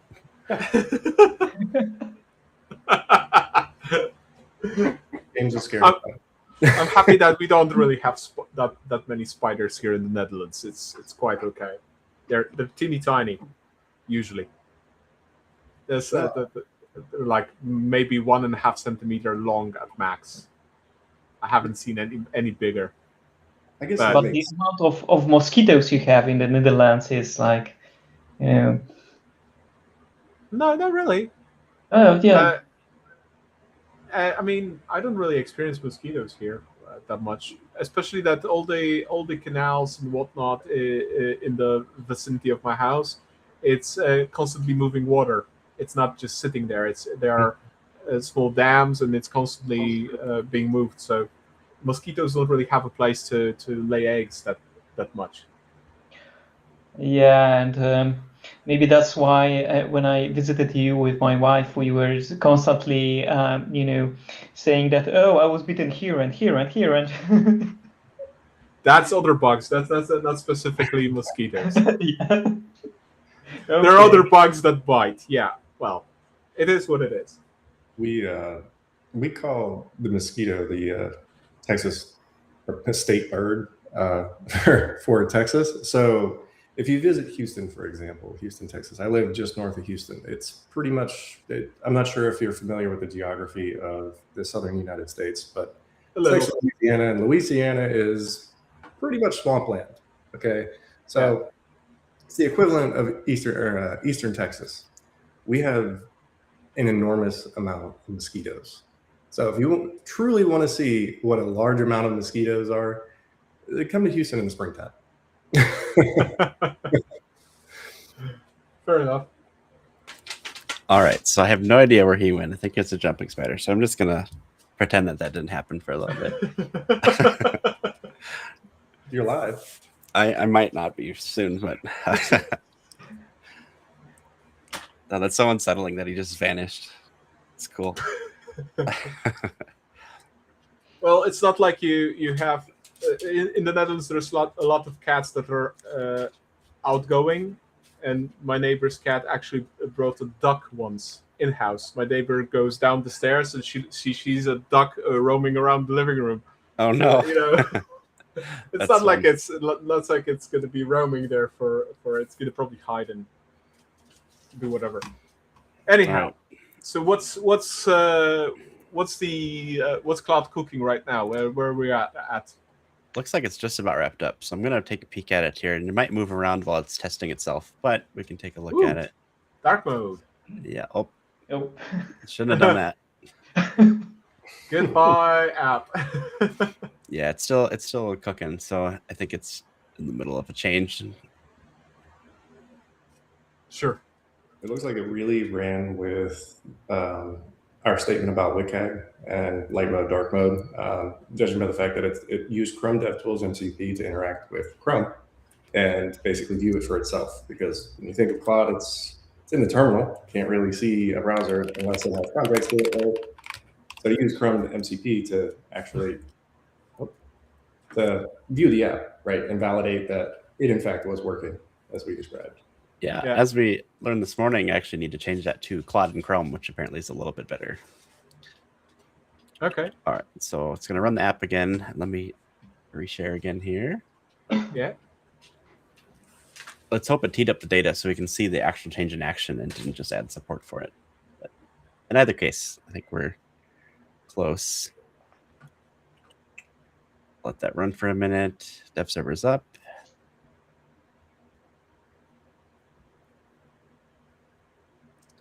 It's going to lie to me here.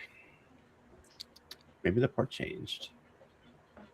5199. Call. It's just messing with me now. Right, let's take a look. All right. How do I orchestrate fan out? There we go. Yeah, so most likely in the actual end version, we wouldn't have that kind of linear chain orchestrated fan out. This would be basically a mapping file, and in that the modeler would be deciding what it is by adding elements to specific columns for that, right? But yeah, it's pretty much exactly what we would need. That visualizes very well. Yeah, I wonder if I make it a little taller here. If it nope. No, it doesn't scale that way. Not yet, though. Right.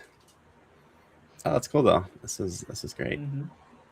Visually looks exactly like something we could be using daily. Yeah. So yeah, it's much better than an Excel spreadsheet. Yeah.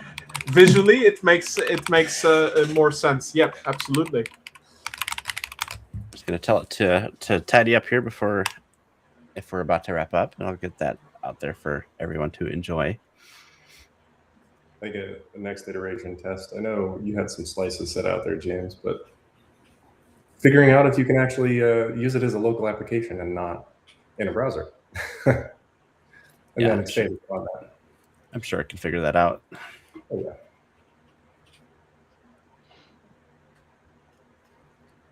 So we're nearly at 2 hours, and basically we have a decent-looking mock-up of how the UI would be looking at, without the functionality yet, but at least the visual functionality is there to exactly do what we needed it to do, to show different models of interfaces in layers, to highlight where the specific attributes are used. It shows what is the protocol, what is it synchronous, asynchronous.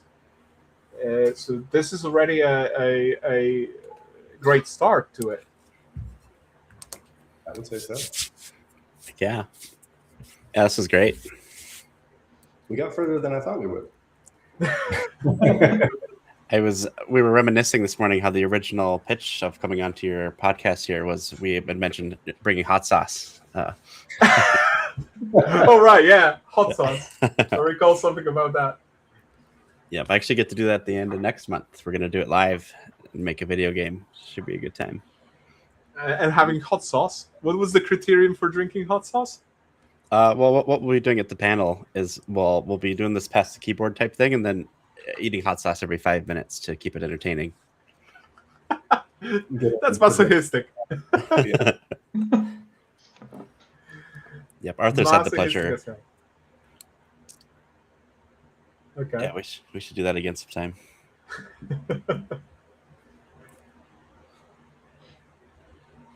All right. Well, I can wrap this up. I can just let this cook on my end and push it out when we're done. If we want to, I can kill the share here.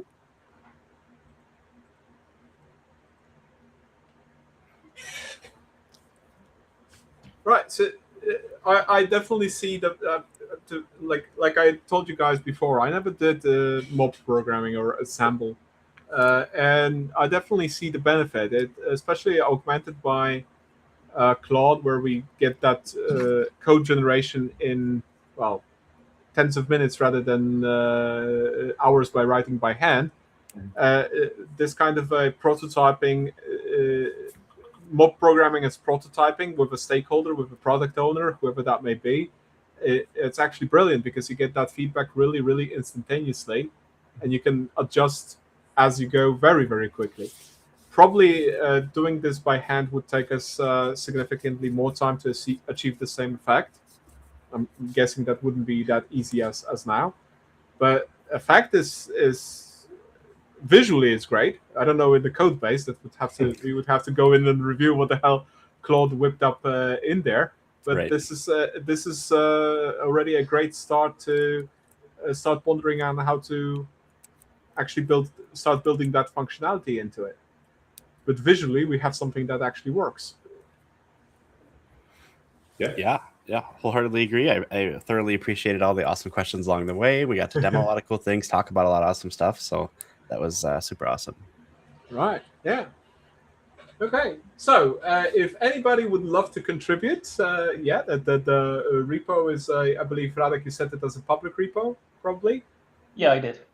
Yeah. So the Probably I would need to add some additional constraints to it, but yeah, well, fair.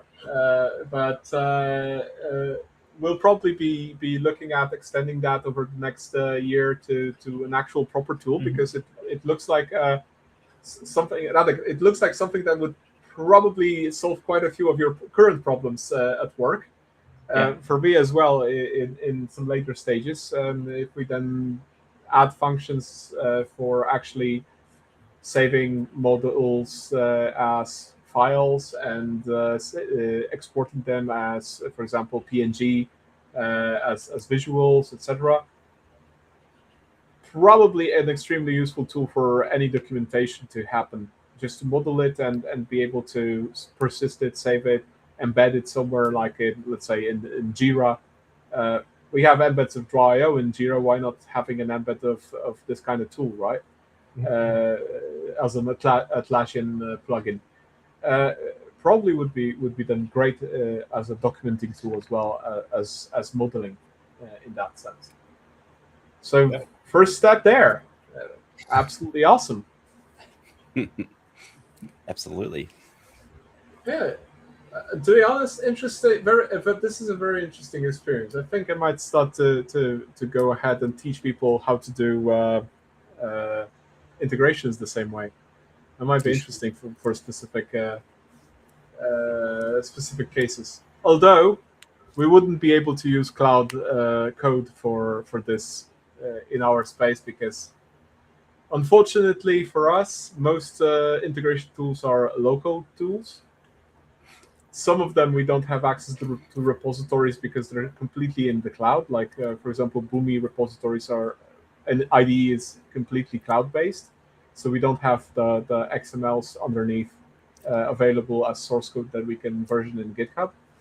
And of course, none of the LLMs actually understand what we're doing as integration specialists. So prompting them to develop something in that field is resulting mostly in absurd outputs, because they have very little knowledge of what we're doing based on parsing vendors' documentation most of the times.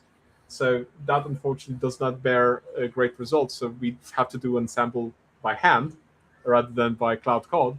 but still, having that feedback really instantaneous would do a lot of magic, especially that in integration development we don't really need a UI, because we don't build a UI. It's most of it is just functional data movement and mapping data. So that means we can actually check it instantaneously with all sorts of test tools, whether it's working or not. Most IDEs are equipped with proper testing tools, so we can run those integrations and just start shooting with Postman or any other testing tool. So, yeah, that could be really a valid tool for teaching developers to do proper integration work. Yeah, definitely keep us posted if you give it a shot or experiment. I would love to hear about it. Yep, absolutely. I'd love to hear about it. Yeah, certainly. I think I'm gonna look at my current client, those developers that are not exactly yet that well versed with the technology we're using, to just sit down and do this with one of the senior engineers, just to get them up to speed and using libraries and whatnot, and to go hand in hand and see how they develop an integration flow. That would be an interesting experiment to do. Yeah. The knowledge dissemination is invaluable for more other people. Right? This is exactly how you end up with a pristine senior engineer when you have multiple senior engineers all, feeding into the flow of data, or flow of knowledge, not data.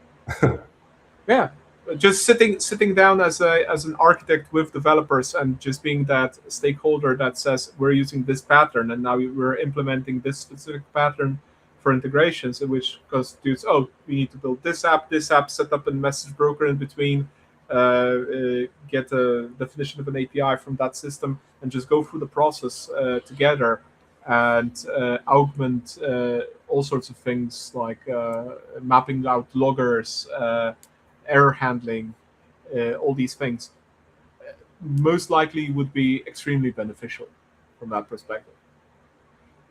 Absolutely. Before we wrap up, I obviously always have at the end of it some, public service announcements. So, public service announcements wise, 1st of September, we have a small talk at Avans Coperta. Me and Philip, we're going to be talking about the course Strategic Integration Design with DDD, a course where we're teaching integration architecture. So we've been invited to have a bit of a chat of what the hell are we doing, why are we doing this, and what are we actually teaching. And then we're actually doing a no stream September. There will be no loosely coupled episodes in September. But the next episode is straight up 7th of October. And we're going to be having Daniel Kotzot again on our live stream.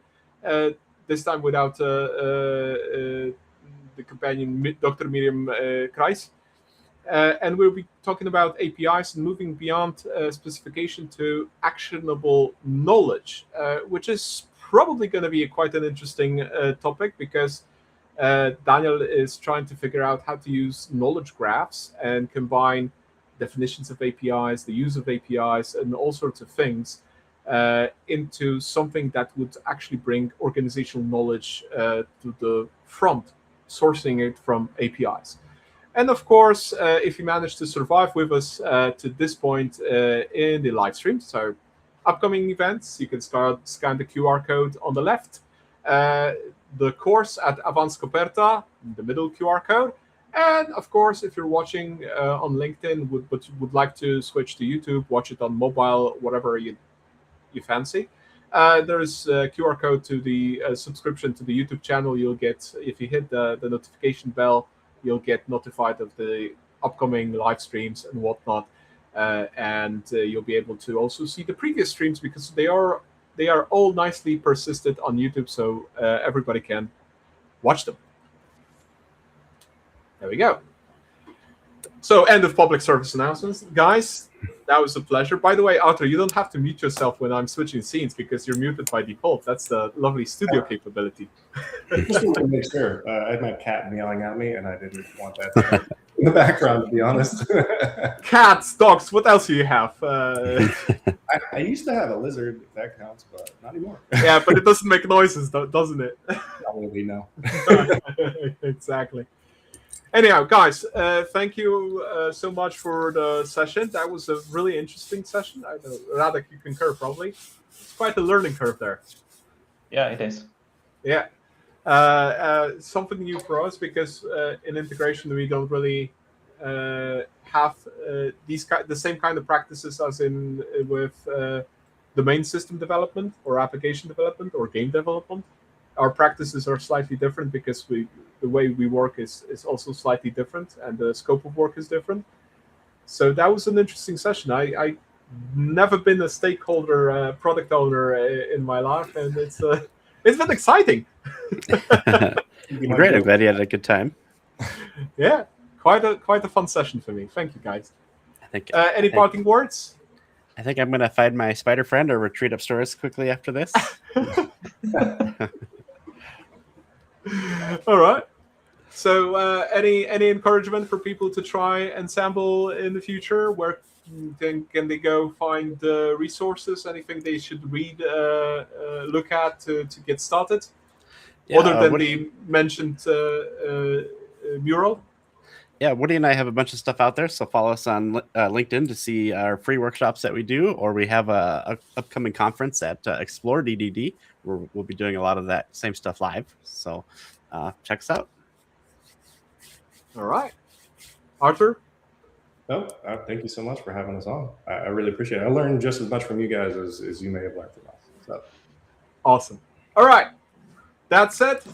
Thank you, everybody, for joining. And for those who are still watching, thank you for keeping with us. And we'll see you on Loosely Coupled in October. Awesome. Thanks all.